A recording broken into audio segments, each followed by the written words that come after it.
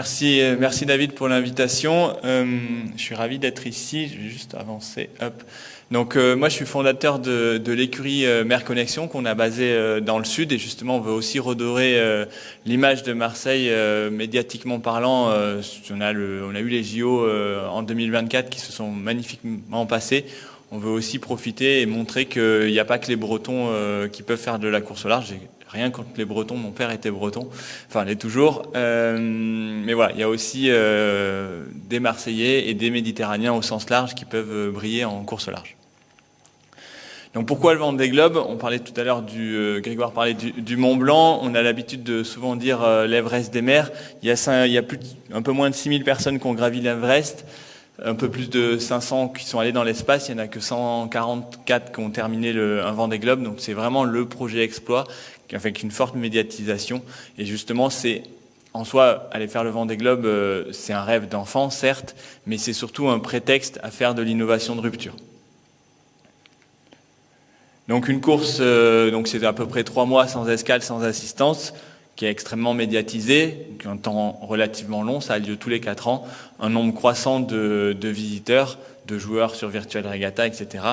Et moi, ce qui m'intéresse, donc je suis ingénieur aéronautique de formation, c'est utiliser cette puissance médiatique et ce monde qui se déplace, parce David parlait de l'impact carbone d'un sport en général, le déplacement des personnes vers les événements est significativement un véritable impact. Donc il n'y a pas que la construction des bateaux, il y a la vie du bateau aussi, mais il y a aussi le déplacement des personnes. Donc autant profiter de ces 2 millions de personnes qui vont venir sur le départ pour véhiculer des messages vertueux en faveur de l'environnement. Donc moi j'ai commencé ma carrière par un naufrage à un peu plus de 18 ans, à 22 ans, je traverse l'Atlantique sur ma première course, bateau en bois, le bois n'y est pour rien, je percute un container. Je coule au sud de Praia, à 400 000 au sud du Cap-Vert. Ma première vidéo, c'est terminé pour la Transat et peut-être même pour la vie, sur ce ton-là. Un peu en état de choc, mais finalement ça repart, comme on remonte à cheval ou on refait du vélo. Moi j'ai refait du bateau et ça m'a donné envie et la force et la résilience finalement d'aller plus loin. Donc j'ai toujours mené mes projets de course au large en parallèle de ma carrière d'ingénieur en aéronautique. C'est cette vision aussi globale qui me permet d'appréhender ces projets de voile différemment. Je suis pas juste un navigant, une vision beaucoup plus large et qui permet notamment sur une Transat Jacques Vabre ou une route de Rome de performer, parce que je prends en compte les contraintes financières du projet, les contraintes techniques, les contraintes humaines, et pas uniquement la pure route météo qui est censée performer.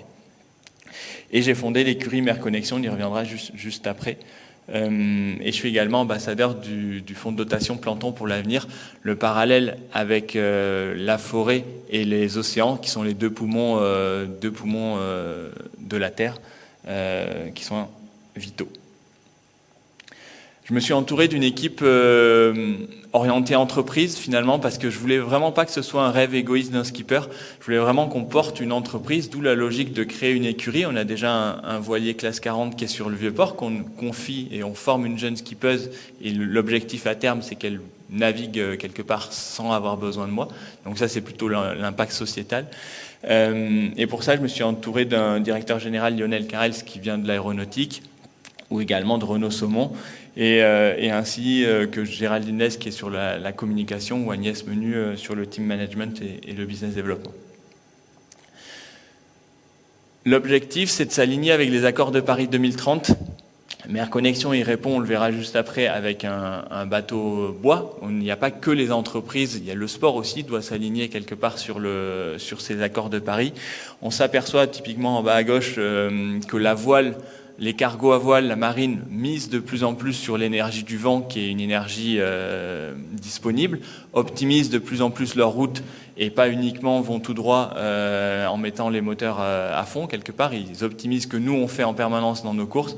Ça se retranscrit de plus en plus, ça se retrouve sur l'industrie générale. Un peu comme on peut avoir le spatial, puis ensuite ça découle dans le grand public, mais finalement les innovations qu'on va développer dans nos bateaux de course. En soi, on parle d'une centaine de bateaux de course sur l'année, décarboner une centaine de bateaux. En soi, ça sert pas à grand-chose.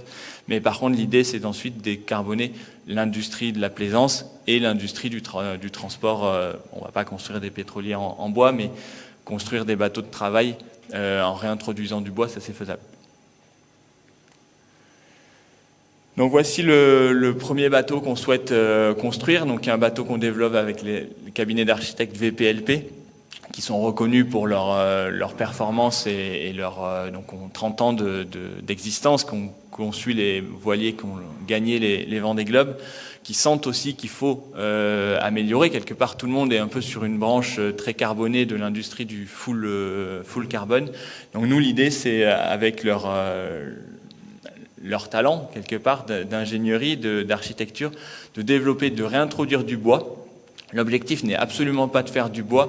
Il y avait quelqu'un tout à l'heure, Gauthier, je me semble, qui est dans le bâtiment. C'est un peu faire le parallèle qu'on peut avoir sur du bâtiment ou en faire des poteaux en béton et des superstructures en lamellé collé. C'est vraiment réintroduire du bois là où il peut être pertinent. Et c'est cette innovation-là qu'on souhaite porter, le tout en faisant quelque chose de performant, parce que l'objectif est vraiment de performer pour montrer que le bois peut être performant et pas aller construire un dracar. J'adore les dracars, mais ça décrédibiliserait le matériau bois sur la compétition, et c'est vraiment pas ça qui nous intéresse.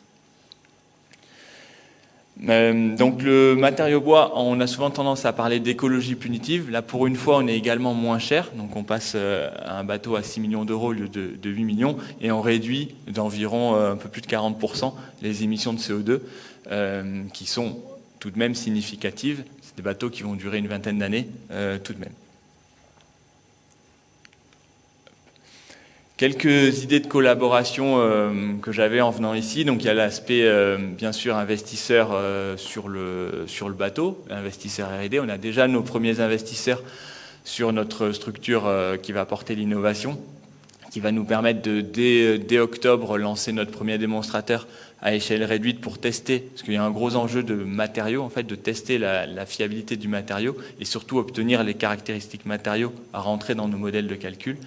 Le volet sponsoring, communication, mise en réseau, parce que l'objectif est vraiment d'implanter ce bateau et cette écurie sur Marseille. Donc on discute avec la métropole, la mairie, la région. On a déjà identifié 2 lieux, parce qu'il nous faut des hangars suffisamment grands. L'objectif n'étant pas uniquement de porter nos projets, mais de porter également des projets d'autres méditerranéens. Et quand je dis méditerranéen, c'est méditerranéen au sens large. On était au Maroc en octobre dernier. Il y a des projets qui peuvent être émergents là-bas, mais il n'y a clairement pas les structures.